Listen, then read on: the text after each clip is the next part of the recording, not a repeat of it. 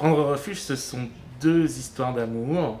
Alors une qui se passe de nos jours à Berlin, entre une jeune femme syrienne qui s'appelle Neila et un jeune berlinois qui s'appelle Karsten. Et une seconde en 1939 en Afghanistan, entre deux femmes, une exploratrice inspirée de l'écrivain et archéologue suisse Anne-Marie Schwarzenbach et Ria Hakin, qui est une des archéologues de ce site absolument incroyable de Bamiyan. Site qui a été détruit bien plus tard en 2001 par les talibans, donc c'est aussi une histoire sur la trace, sur ce qui reste de ce qu'on a perdu, que ce soit une ville ou un amour ou une patrie, une langue, et justement la présence de cette absence, on peut dire ça comme ça.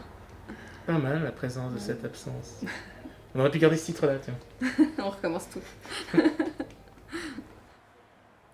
C'est un livre qui traite de différentes formes de refuge. Qu'est-ce que c'est que le refuge? Comment est-ce qu'on prend refuge dans le bouddhisme, par exemple? Comment est-ce qu'on se réfugie physiquement?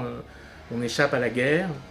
Comment est-ce qu'on prend refuge dans l'autre? Comment est-ce qu'on essaye de rentrer presque physiquement dans une histoire d'amour pour laisser derrière soi un peu et abandonner les difficultés où on vient, la guerre, la douleur, le souvenir. C'est assez bien résumé, je pense.